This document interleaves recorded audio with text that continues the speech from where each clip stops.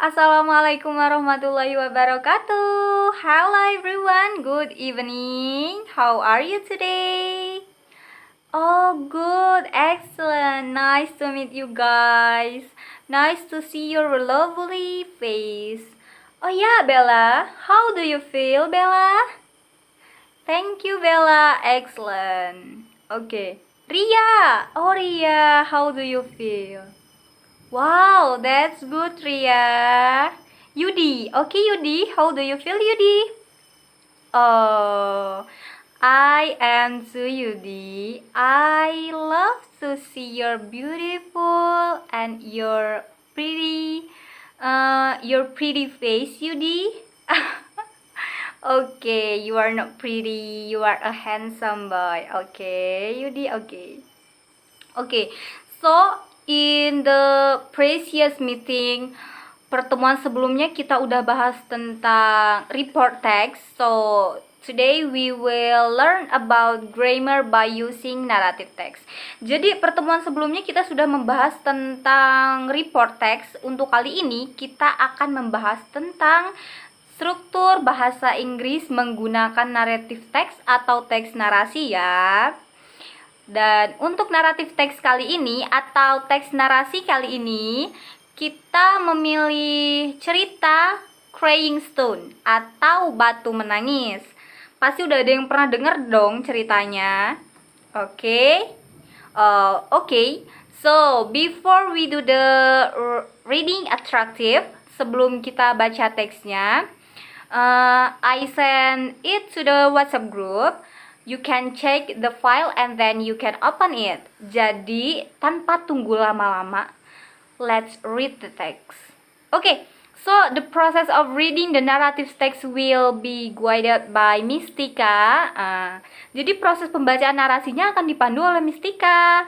Jadi, kepada Mistika dipersilahkan. Selamat siang semuanya. Gimana? Siang-siang masih semangat semua kan ya? Gimana kabarnya? How are you doing today? Good, alhamdulillah. Nah, untuk tugas kemarin yang Miss berikan kan teman-teman sudah mengumpulkan semuanya. Miss juga udah kasih nilai ke semua tugas kalian. Jadi nanti setelah pelajaran ini selesai, kalian bisa langsung cek di Google Classroom masing-masing. Oke? Dan kita akan lanjut ke materi selanjutnya karena materi yang sebelumnya sudah Miss anggap selesai ya, karena tugasnya nilainya bagus-bagus semua. Good job. Nah, jadi pada hari ini kita akan belajar tentang grammar in the narrative text. Jadi kita akan belajar tentang struktur bahasa di dalam teks narasi. Nah, dalam teks narasi ini tentunya kan menggunakan tenses. Ada yang sudah tahu tenses apa sih yang biasanya digunakan dalam teks narasi? Anggi raise hand. Tenses apa, Anggi? Ya, betul sekali. Simple past tense. Jadi kenapa pakainya simple past tense bukan yang lainnya? Nah, ya, benar sekali. Jadi kenapa pakainya simple past tense? Karena simple past tense ini adalah tenses yang menyatakan kejadian yang telah terjadi di masa lampau. Nah, teks narasi ini kan biasanya menceritakan tentang kejadian-kejadian di masa lalu. Jadi, menggunakannya simple past tense. Nah, ada yang bisa memberikan contoh dari simple past tense? Bagas ya, Bagas. Gimana, Gas? Contohnya? Nggak apa-apa bahasa Indonesia dulu, nggak apa-apa. Saya belajar bahasa Inggris kemarin. Nah, ya, ini adalah contohnya dalam bahasa Indonesia. Ayo kita translatekan ke bahasa Inggris ya.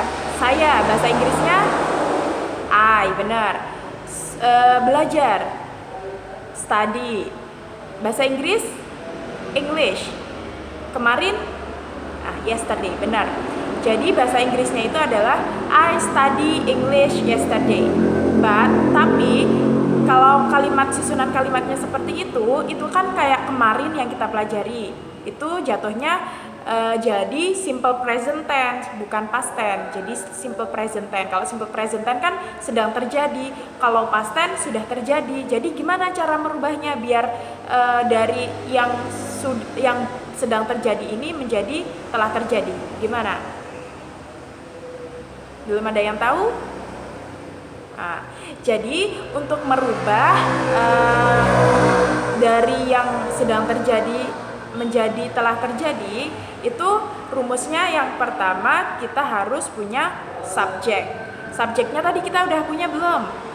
Udah, subjeknya adalah I atau saya, itu adalah subjek ya.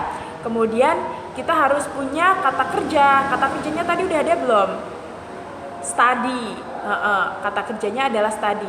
Nah, kalau dalam simple past tense, kata kerjanya ini harus dirubah ke kata kerja kedua. Kalau study tadi kan kata kerja pertama. Dulu Miss kan pernah meminta kalian buat menghafalkan yang regular dan irregular verb. Kalian masih ingat? Nah, di sana kan ada verb 1, verb 2 dan verb 3 ya. Nah, yang study itu dirubah ke verb 2. Masih ingat? Nah, study verb 2-nya apa? Betul, studied. Pakai tambahin akhirnya ditambahin ed ya. Jadi I studied objeknya ada tadi udah ya. Objeknya apa? English. Oke, tambahin lagi kata keterangannya yesterday. Jadi itu udah membentuk simple past tense karena sudah lengkap, ada subjek, terus ada verbnya tapi pakai verb 2, objek dan keterangan. Jadi rumusnya adalah S ditambah verb 2 ditambah objek ditambah keterangan. Oke, sampai sini paham? Cukup jelas? Kalau jelas kita lanjut ke bagian selanjutnya. Oke, Miss anggap sudah jelas ya.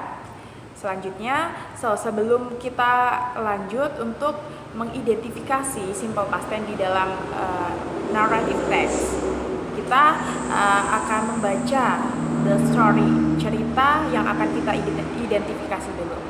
Jadi the title of the story is Crying Stones. Jadi judulnya dari cerita naratif yang akan kita identifikasi ini adalah Batu Menangis. Adakah yang mau membaca ceritanya? Oh, Cika ya, Cika, silahkan.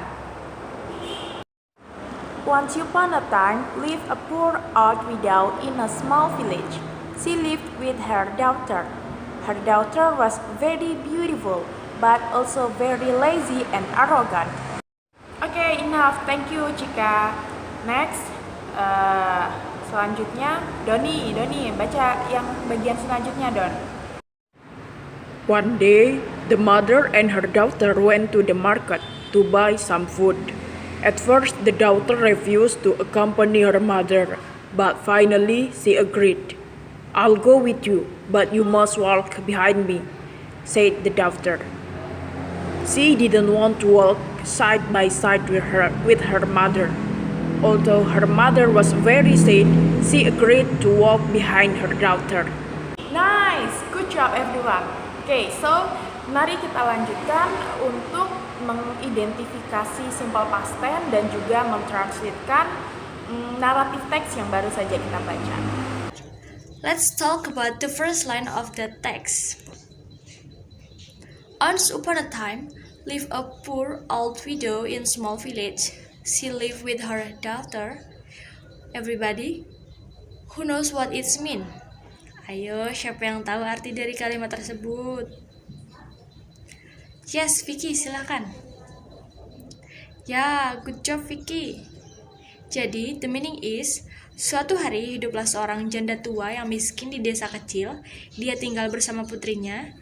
Jika kita membedah kalimat tersebut menjadi beberapa kata, maka once upon a time menjelaskan keterangan waktu yang sudah lampau. Live di sini adalah bentuk simple past tense, kata verb dari kata live yang artinya tinggal. Diberikan imbuhan D di akhir huruf karena kata kerja tersebut sudah terjadi di masa lampau.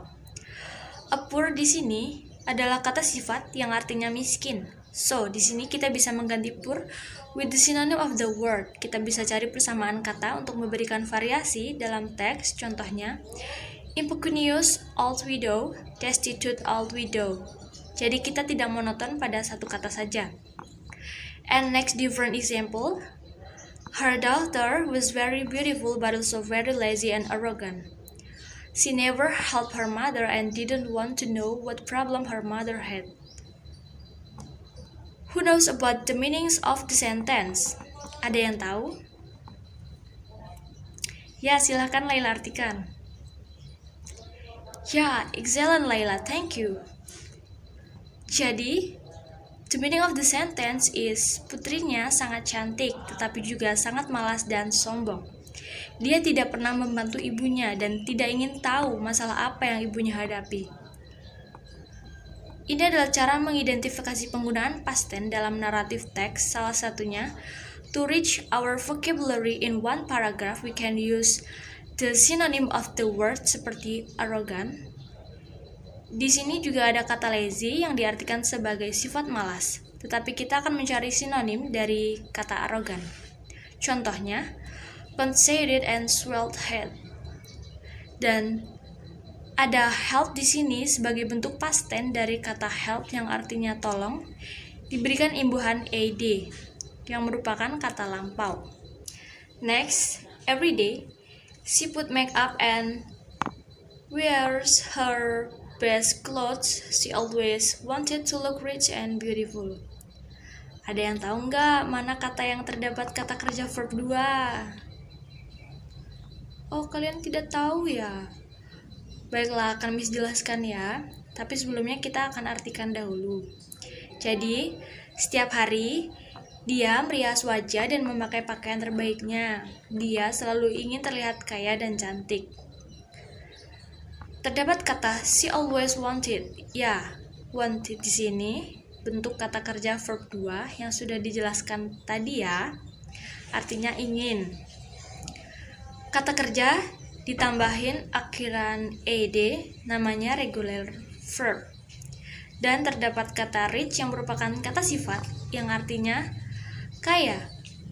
Sinonimnya adalah plutocrat.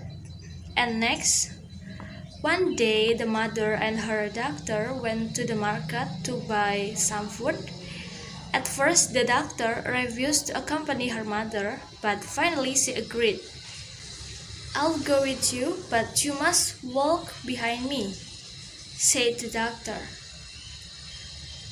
Everybody who can find the verb to in this paragraph? Yes, Elsa. Tolong jelaskan. Ya, benar Elsa. Jadi seperti itu ya. Di sini ada kata went yang merupakan kata kerja verb 2, artinya pergi. Merupakan kata lampau. So, the next is about she didn't want to walk side by side with her mother. Although her mother was very sad, she agreed to walk behind her daughter. Okay guys, who can find the verb to? Ada yang bisa jawab? Ayo, siapa yang mau jawab? Ya, Aldo, tolong jelasin. Oke, very nice Aldo. Thank you. Jadi, Miss artikan dahulu ya. Di sini, dia tidak mau jalan berdampingan dengan ibunya. Meskipun ibunya sangat sedih, tapi dia setuju untuk berjalan di belakang putrinya. Di sini terdapat kata although her mother was very sad. Sad merupakan kata sifat yang berarti sedih. Ada sinonim dari kata sedih untuk memvariasi kata seperti kata sorrowful. Di sini juga ada kata agreed yang merupakan kata kerja verb 2 yang artinya setuju, merupakan kata kerja bentuk lampau. The last story is about on the way to the market. Everybody admired the girl's beauty, but they were also curious. Behind the beautiful girl, there was an old woman with a simple dress. The girl and her mother look very different. Everybody can tell us about the meaning? Ada yang bisa jawab nggak? Ayo. Iya Lily, silakan jawab. Yes, that's right Lily, good job. Jadi artinya seperti itu ya. Artinya, saat menuju pasar, semua orang mengagumi kecantikan gadis itu. Tapi mereka juga penasaran nih, yang ada di belakang gadis cantik itu siapa? Ada seorang wanita tua dengan gaun sederhana. Gadis itu dan ibunya terlihat sangat berbeda. Di sini ada kata beautiful sebagai kata sifat yang artinya cantik. Kita bisa mencari sinonim kata cantik agar tidak monoton dengan satu kata. Kita bisa memakai kata lain seperti pretty girl, beautiful girl, wonderful girl, and gorgeous girl. Okay, I think enough explanation the material from me. Thank you. Alright, guys, we will continue about the story before. Now, let's start. Hello, beautiful girl. Who is the old woman behind you? Is she your mother? They asked. No, she is not my mother. She is my servant. Okay, fine. Can anyone translate it? Okay, Pami, go ahead. Nice translation. So, the meaning is, halo wanita cantik, beautiful, artinya cantik, girl, perempuan. Jadi artinya kata benda langsung menjadi perempuan yang cantik. Who is the old woman behind you? Siapa perempuan tua yang di belakangmu itu? Old artinya sifat, woman perempuan yang tua. Apakah itu kamu? They asked. Asked di sini adalah kata lampau, bentuk lampau. Yang kata awalnya itu adalah ask. Tapi ini bentuknya lampau ditambahkan id di akhirnya. Now, itu bukan ibu saya, tapi itu pembantu saya. Next, the girl answered. Her mother was very sad to hear that, but she didn't say anything. She could understand that her daughter was ashamed. So, anyone can translation these sentences? Okay, Linar. Fine, go. Nice talk. So, wanita itu menjawab. Answered itu bentuk lampau ditambahkan id. Bentuk lampau yang awalnya juga answer doang. Perempuan itu menjawab, itu bukan ibu dia sangat sedih. Her mother was very sad. Ibu dia sangat sedih ya. Jadi very sad itu penekanan. Very itu kata penekanan dari sad itu. Jadinya sangat sedih mendengar hal itu. Jadi ibunya nggak bisa berkata-kata. She could understand that her daughter was ashamed. Dia mengerti bahwa apa yang dilakukan anak perempuannya itu adalah hal yang melakukan dan hal yang salah. Alright guys, next. The girl and the mother met other people. Again they asked, who is the woman behind the beautiful girl? Jadi perempuan itu, anak perempuan itu dengan ibunya bertemu orang, dan lagi jawabannya sama. Siapa perempuan tua di belakang wanita cantik itu? Dan lagi-lagi, and again the girl answered that her mother is her servant. Jadi lagi-lagi perempuan itu menjawab bahwa ibunya itu adalah pembantu dia. She always said that her mother is her servant every time people asked. Jadi dia selalu mengatakan, she always said. Jadi said di sini adalah kata lampau yang tadinya say. Ketika bertemu sama orang, dia tuh selalu bertanya gitu ya guys ya. Kalau orang bertanya kepada dia siapa perempuan tua itu, pasti dia jawabnya dia adalah ibunya dan itu adalah pembantunya.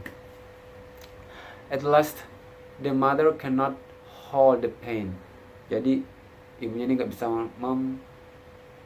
menahan rasa sakit itu ya guys ya.